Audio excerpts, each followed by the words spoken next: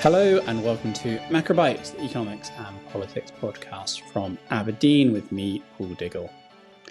Infrastructure is one of the foundations on which economies are built. Roads, bridges, railways, energy grids, sewer systems, all of these and more are critical not just to daily life, but to the functioning of the economy, businesses, financial markets. And here at Aberdeen, we invest in a broad swathe of infrastructure. And on the economics team, we've just published a detailed piece of research estimating future global infrastructure needs. And they are substantial, at least $64 trillion over the next 25 years. Well, I'm joined by the main author of this report, Robert Gilhooly, Bob, to talk about the role of infrastructure in the economy, why future infrastructure needs are so high, and whether and how it all gets funded and built. Welcome, Bob. Thanks, Paul. Great to be here. So, Bob, let's start by talking about why infrastructure is so crucial from an economic standpoint. Yeah, I mean, like you kind of mentioned some of this at the start. You really do think of kind of quality infrastructure as improving potential growth for the whole economy, boosting productivity. So, for example, when you've got good infrastructure, you can lower the cost of producing goods. You've got a lower cost of moving them around the country. This kind of then more broadly kind of filters through this kind of vast network of interconnected firms and individuals such that everyone benefits. How does the level of existing infrastructure, the provision, look different between, say, developed markets and emerging markets? Who has the bigger needs there? Yeah, look, it's typically emerging markets, particularly those with like rapidly growing populations that do have the largest infrastructure needs. Typically speaking, it does vary a lot, of course, by country, but infrastructure is generally of a kind of poorer quality in emerging markets. So there's kind of a double dynamic here, if you will, of you needing to raise infrastructure per head, per person, and then also just having more heads of the population as the countries swell. But you could add on top of this, there's also big structural changes happening within emerging markets. So as workers migrate from rural jobs with relatively low productivity to higher wage jobs in urban areas, you need a lot of building, a lot of infrastructure there within cities to kind of correspondingly rise to take on this kind of mass migration from rural to urban areas. But people often talk about the quality or the lack of quality in many developed markets as well. It's a perennial complaint in the UK, in the US. How does the infrastructure provision look in those sort of economies? Yeah, it's definitely not just an emerging market only story. In our research, we think emerging markets might be sort of about 2/3 of the infrastructure investment need around the world, but that still leaves a very significant chunk for developed markets. Many developed markets, we think, face what we term as very substantial infrastructure gaps. So in some cases, reflecting fairly, years of subpar investment. US public sector investment, was historically low for most of the 2010s. So it's perhaps no surprise that infrastructure in the US was given a C rating in its last report card by the American Society of Civil Engineers. They concluded that many roads, airports, schools, the energy sector were all judged to be in poor condition, and they were only given D ratings. And the American Society of Civil Engineers also noted actually, structural integrity of some critical infrastructure such as dams and levees also being kind of increasingly affected by extreme weather events, which have become more common and probably likely to become so again in the future. So there's an element of kind of climate proofing, if you will, that still needs to happen across most of the world. Okay, so you've written this report, Bob, estimating, as you said, global infrastructure gaps, future needs. Tell us a bit about how you went about actually assessing the amount of infrastructure that's going to have to be built in the future. Yeah, look, it's a difficult one. Data limitations actually make this a very difficult task, even just to estimate kind of how much countries are spending on infrastructure in the past, let alone in the future. So what we've done is we've followed some groundbreaking work by the Asia Development Bank that occurred about 6 years ago and kind of fairly well known. And that uses a kind of combination approach of panel models. I won't bore everyone too much with the details, but effectively, we're trying to account for things like how's global growth and country growth likely to evolve, how is structural change within economies likely to evolve. So, for example, shares of manufacturing sector might require more infrastructure. And as I said, this kind of development angle where emerging markets, as they urbanize, will also need kind of much more infrastructure spending. So we use this effectively, this panel model, to try to project these forward. We've previously done quite a lot of work on global growth, so we can kind of combine these two research strands together, and that gives us our kind of projections for world infrastructure needs. So it's great modelling work. I'll post the report in the show notes so people can dive into that if they want. But what's the headline number? Well, I already said it. It's $64 trillion. But, how big is that? Yeah, it kind of sounds like a huge number, and in many ways it kind of still is. But, to give you a bit more context there, that's worth around about kind of spending about 1.7% of global GDP each year. If you want something more tangible, it'd be the equivalent of kind of building the Tokyo Olympic Stadium again, but more than 45,000 times over. And I'd probably also just point out, again, this is partly a data and research issue, but here we're just considering like a subset of infrastructure. If one was to take a kind of broader definition of infrastructure, which say included health, education, or even defence, the numbers would be way higher. So what is the specific subset of infrastructure that you've looked at in the work? Yeah, so we include a variety of kind of transport metrics. So here we've got kind of road, rail, airports and ports. Then we've got, most crucially probably, energy generation capacity. And then we've got a couple of kind of other utility measures around health and also kind of broadband infrastructure, which is kind of a bit of a proxy, if you will, just to think about kind of how some of those kind of technology aspects might need to evolve. Great. Well, to make this all a bit more concrete, earlier I spoke to Samir Amin, who's an infrastructure investor here at Aberdeen, to understand some of the infrastructure he is investing in. Let's hear from Samir. Samir Amin, you're head of concession infrastructure here at Aberdeen. That means you're investing in social, economic, and government infrastructure projects in the UK and globally. Tell us a bit about some of those projects and the broader economic benefits that they bring. Thanks, Paul. I think it's probably helpful to go back to first principles. When governments use this tool, concession financing, it effectively entails the public sector going to the private sector and reaching for a whole asset life solution, often encompassing the design, build, finance, operation and maintenance of a critical and essential piece of infrastructure over its useful life, and in return for entering into that contract, agreeing to pay for the agreed services that are provided.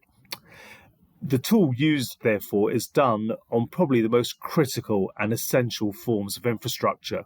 We tend to think of it through three key channels. Critical public services, and by that we're referring to hospitals, schools, social housing, government accommodation, and we've got some great examples of that right across the UK. We're in the process of delivering a new hospital in Velindre in Wales. Second key channel would be transportation, which obviously speaks for itself. And I suppose our most recent example is the new crossing under the River Thames, that is the Silvertown Tunnel. And then the third and probably fastest emerging sector being, which is, I suppose, overarched by the thematic of decarbonisation, which in many ways can be so broad. But if I try and bring it to life in the case of a biomethane plant that we're investing in Deeside in northern Wales, where we're effectively taking food waste and processing it to deliver a green gas, which is then burnt to deliver green electricity, and we're contracting that with a Toyota manufacturing plant, which is on a mission to achieve net zero. And for me, they probably give you three great real examples of how our financing tool, concession infrastructure, is delivering real-time solutions in the UK economy. So, Bob, we heard there from Samir about the sort of infrastructure he's investing in, included roads, hospitals, all sorts of different physical infrastructure. Tell us about some of the drivers of rising infrastructure need. You've talked about populations, about development paths, about structural changes in the economy, but Tell us about the other forces that are playing into this big future requirement for infrastructure. Yeah, look, I think we can kind of roughly break this into two parts. So firstly, it's just very costly, if you will, to keep the world moving. Investment in transport infrastructure remains very large. Investment in the road network, we think, is going to make up the bulk of kind of global expenditure on transport, probably worth around $28 trillion across both emerging markets and developed markets. That largely affects what we think of as likely to be a sort of 7 million kilometre expansion in the global road network, but also just the high maintenance costs of existing roads. So, for example, we don't think the road network in Europe actually needs to expand much, given its kind of relatively muted population growth trends and a large existing network. But the substantial existing network comes with very large maintenance costs, meaning it's still one of the largest infrastructure expenditures in the world, coming in at 1.8 trillion. And then secondly, and this is what we think of as the largest new driver of investment spending, is kind of keeping the lights on, generating, investing in electricity generation capacity. So here it's really a combination of kind of rising power needs associated with just growth in the economy and structural change. But then we've also got to kind of factor in other things like the electrification of transport, the pivot towards renewable energy, and those sort of factors really increase where we see kind of electricity generation capacity investment needing to go. We've estimated global power generation capacity might need to rise from about 8,000 gigawatts to over 21,000 gigawatts by the middle of the century, and that's going to cost, we think, around about $27 trillion, and that's a very substantial rise, maybe around about 20 trillion more than the expense over the past 25 years. So this is really, if we want to talk about infrastructure gaps, this is really the largest gap relative to kind of current expenditure. Yeah, so that huge rise in power needs, and that's partly about technological change. As you said, Bob, AI is extremely power hungry to power the data centers, the enormous compute power required. The electrification of the transport grid requires a lot of electricity as well. But tell us how the shift to renewables actually increases the total energy requirement, or sort of the total capacity required of the grid.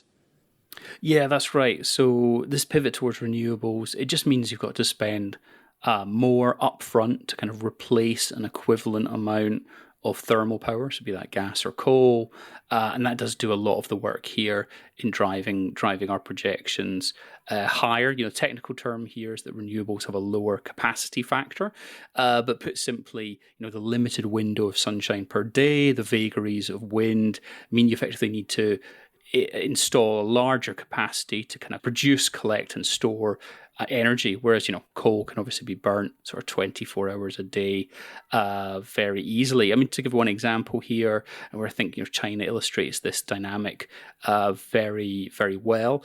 Absent a move to renewables, we would have expected electricity generation capacity to rise from about 3,000 gigawatts in China to a bit over 5,000 by 2050, and that would be largely a kind of structural change and growth story. But the lower capacity factor of renewables means we actually expect China's generation capacity will need to rise to kind of probably somewhere around about the 9,500 gigawatt mark. Okay, and then defence spending is another crucial driver of this infrastructure requirement, the infrastructure that's required to build defence capabilities, but even just the roads and transport needs that you might need to deploy troops or material across a country or a continent. Bob, can we afford to build all this, though? Or put another way, can governments, which are increasingly facing high debt levels, higher interest service costs, can they afford to fund these infrastructure needs? Yeah, it's going to be a tricky one, we think, for governments to do all the heavy lifting here. I mean, the good news is, some things like renewable costs, we think, should continue to fall. We assume these fall by around about 20% in real terms over the next 25 years. Compared to the falls we've actually seen recently, maybe there's some risk that's actually kind of too pessimistic and the price falls could be greater, as they have in the kind of more recent past. But even if they're kind of more in line with this 20% assumption, we think power projections, still imply this kind of grid rollout will at least get less expensive relative to GDP over time. And regardless of the building costs, which we focused on in this report, there's very substantial operating savings from, of course, not having to buy coal or gas to burn within these. So I think in that sense, yes, maybe these debt loads raise a question about kind of how aggressively governments pursue climate goals. And these could be hampered maybe by kind of these other priorities around defence, historically high debt burdens. But I think the economics around the kind of combined construction and operating costs points to, an ability and a willingness to push forward with the renewable rollout in particular. We heard from Samir about the concession funding model that he operates under in particular as a way to bring private sector capital to bear on public infrastructure needs and funding those needs. I think that's a crucial part of the puzzle as well, isn't it? That while governments have a big role to play, both as a provider of capital, they also have a huge role to play in crowding in private sector capital, creating the incentives, the contracts, the kind of backstops and loss mitigation, the playing field, the certainty, the rules of the game, which will all together crowd in private sector capital into this space as well. Well, maybe I can reframe my earlier question, Bob, which is, can economies, countries, governments afford not to build all this infrastructure? What will be the cost of not fulfilling these infrastructure gaps that you've identified? Yeah, I think it's really one of the productivity drag and the drag on long-run growth that it would entail. I mean, if we flip it around the other way, I thought it was quite an interesting World Bank review done a couple of years ago. I actually found that each dollar of public infrastructure spending generated around about $1.50 in additional economic output. So it suggests there is the kind of positive feedback mechanism. Now, I think it would be too far to say that there's like an easy virtuous cycle that can be tapped in between infrastructure and growth.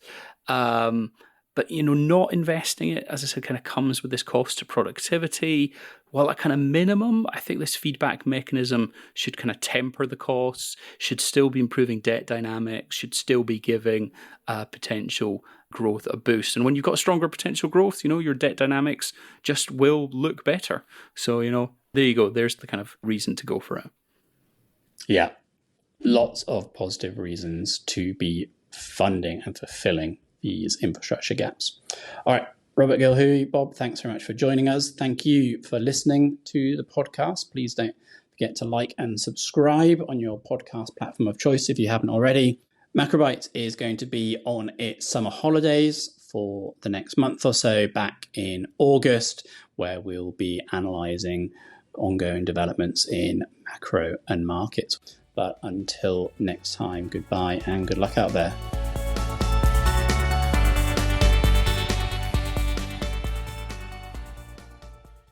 This podcast is provided for general information only and assumes a certain level of knowledge of financial markets. It is provided for information purposes only and should not be considered as an offer, investment, recommendation, or solicitation to deal in any of the investments or products mentioned herein, and does not constitute investment research. The views in this podcast are those of the contributors at the time of publication and do not necessarily reflect those of Aberdeen. The value of investments and the income from them can go down as well as up, and investors may get back less than the amount invested. Past performance is not a guide to future returns, return projections, or estimates, and provide no guarantee of future results.